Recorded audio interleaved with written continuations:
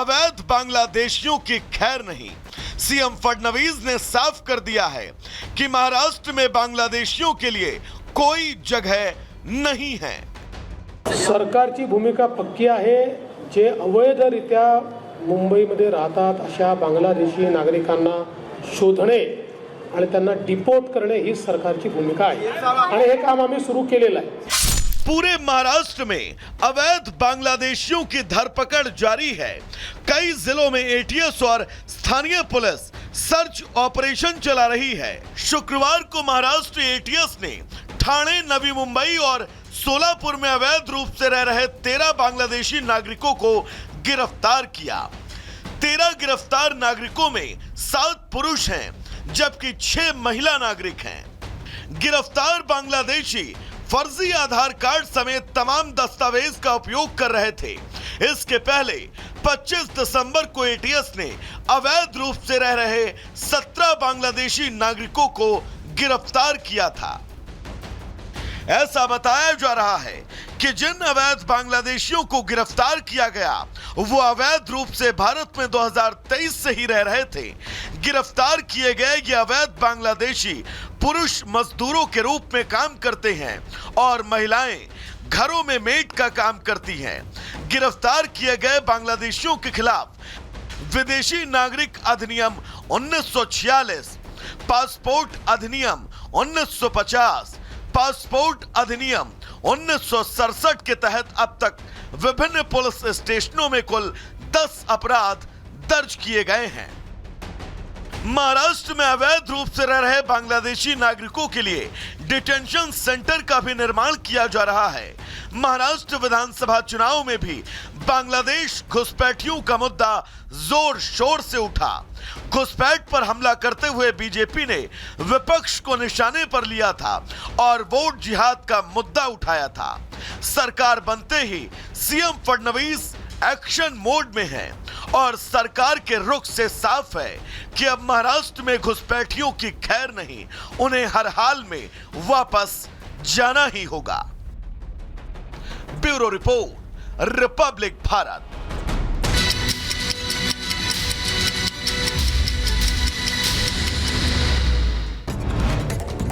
और चलिए 2 मिनट में भारत की शुरुआत करते हैं। रायबरेली में मायना कटने से 500 बीघे जमीन हुई जलमग्न। नहर विभाग के अधिकारियों की लापरवाही सामने आई।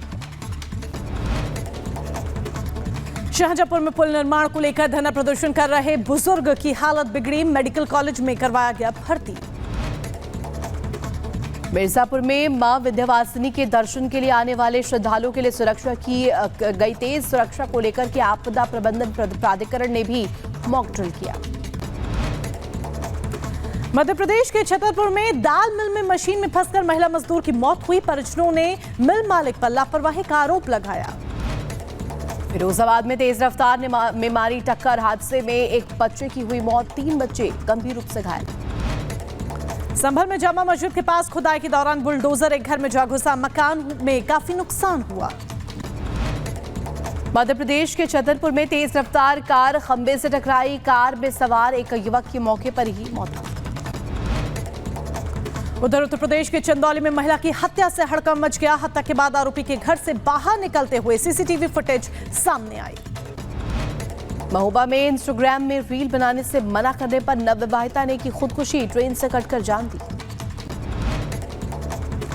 दिल्ली एनसीआर में बारिश के बाद ठंड बढ़ी। मौसम विभाग ने 2 दिनों तक बारिश की चेतावनी दी।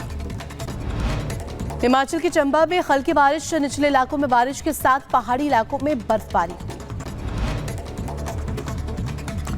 हिमाचल प्रदेश के मनाली में भी बर्फबारी में पर्यटक फंसे हुए हैं। 1500 से ज्यादा वाहन जाम में फंस गए। हिमाचल के नारकंडा में हुई बर्फबारी पर पर्यटकों ने बर्फबारी का जमकर मजा लिया। जम्मू कश्मीर के बारामूला में भारी बर्फबारी। हर तरफ बिछी बर्फ की चादर। पाकिस्तान में की तालिबान की नींव रखी गई। देखते ही देखते तालिबान आतंकियों को पनाह देने लगा। आतंकी ही आतंकी का दुश्मन बन बैठा। अब 2 आतंकी देश या फिर 2 आतंक परस्त देश कैसे एक दूसरे की जान के दुश्मन बन बैठे हैं, इस रिपोर्ट पे देख लीजिए।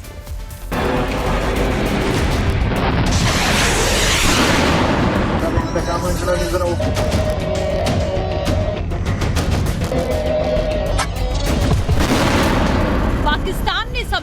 गाड़ी पर पांव दे मारा है क्योंकि उसने तालिबानियों को भड़का दिया है जो शाहबाज के मुल्क में कोहराम मचा रहे हैं। यानी अफगान और पाकिस्तान अब महायुद्ध के मुहाने पर आकर खड़े हैं।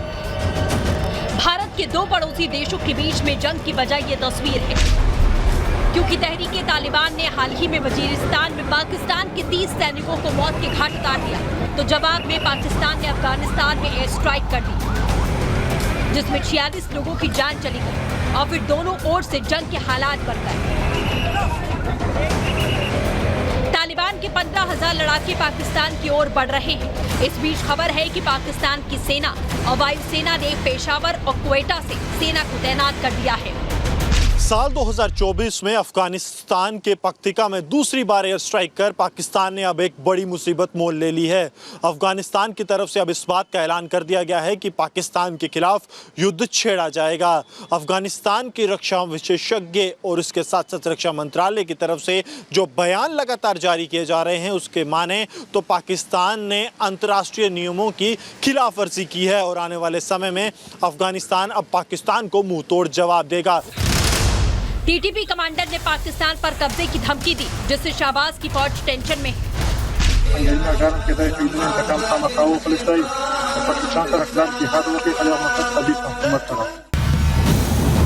पाकिस्तान अक्सर आरोप लगाता है कि पाकिस्तानी तालिबान अफगानिस्तान के जमीन का इस्तेमाल करके उस पर आतंकी हमला करता है।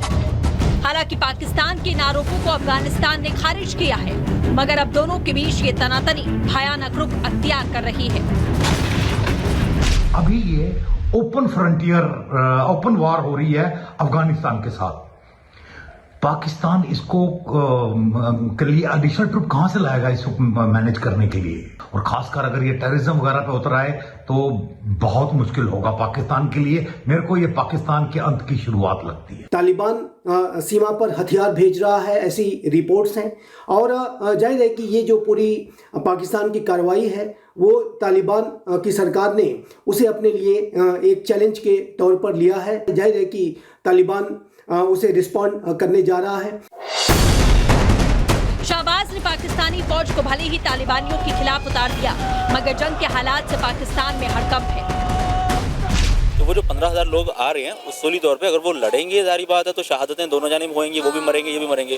तो इसका जो बेस्ट हल है वो डायलॉग है। अफगानिस्तान के अगर कोई बंदे हो जाती है, अगर हम इनके दरमियान कोई टेंशन पैदा हो जाती है तो कौन, वो भी मुसलमान है, हम भी मुसलमान है, क्या करेंगे आपस में? गलतफहमियां है ना, इनको दूर करना चाहिए ना बैठ कर। लड़ना तो चाहिए नहीं। और अफगानिस्तान से हमारा कारोबार भी अच्छा है। अच्छा, अफगानी कस्टमर जब पाकिस्तान में आती हैं, अच्छा, आना चाहिए अफगानियों को और ताल्लुका ठीक करने चाहिए।